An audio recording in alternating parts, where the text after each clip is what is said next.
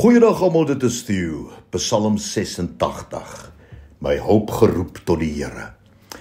Dit is 'n intense gebed wat Dawid gebid het gedurende die tyd toe hy moes vlug omdat koning Saul hom wou doodmaak. En dit was voorwaar 'n moeilike tyd in sy lewe. Hy kon niemand vertrou nie en telkens was hy alleen, eensaam en honger.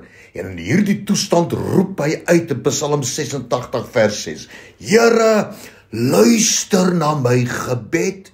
Nou die Hebreëse woord vir hierdie woordjie luister is ryk aan betekenis. Dit is azan, wat 'n emosioneel belaaide woord gedryf deur vrees, wanhoop en eensaamheid is. Die Hebreëse woord azan is eintlik daardie uitroep: help my, verlos my, luister na my geroep, staan stil langs my en gee ag op my gebed. Maar Dawid gaan verder in hierdie vers en hy sê: let op die stem van my smekinge. Hierdie woord smekinge is die Hebreëse woord taganuna, wat dui op iemand wat vooroorbuig van geestelike en emosionele pyn en ook van liggaamlike uitputting. Iemand wat uit wanhoop slegs roggelgeluide kan maak. Ek wil jou vandag aanmoedig, moet nooit ophou bid en roep tot God nie. Maak nie saak hoe jy voel nie. Al sou dit beteken dat jy uit wanhoop en uitputting op die grond val en jou smeking met 'n roggelstem moet laat hoor.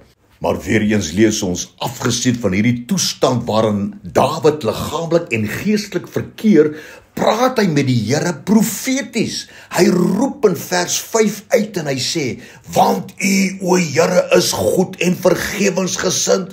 U is groot van goedertierenheid vir almal wat U aanroep. En weet jy wat, die Here Jesus praat met elkeen van ons, selfs in daardie toestand van nood en wanhoop, vanuit Lukas 18 vers 1. En Jesus het aan hulle 'n gelykenis vertel met die oog daarop dat ons gedurig moet bid en nie moedeloos word nie. Dit voel dalk vir jou, jy's in die middel van 'n rivier wat in volle vloed is en jy's besig om te verdrink. Maar die Here sê, al gaan jy deur so 'n rivier, gaan deur want ek is met jou. Jy voel dalk jy's in die middel van 'n vuuroond wat brand, omstandighede wat jy wil uitmekaar uitruk. Maar die Here sê vandag vir jou, gaan deur die vuur want ek is met jou. Ag liewe luisteraar, ek wil jou vandag aanmoedig. In hierdie toestand van wanhoop waarin jy jouself dalk bevind, waag dit om soos Dawid te bid.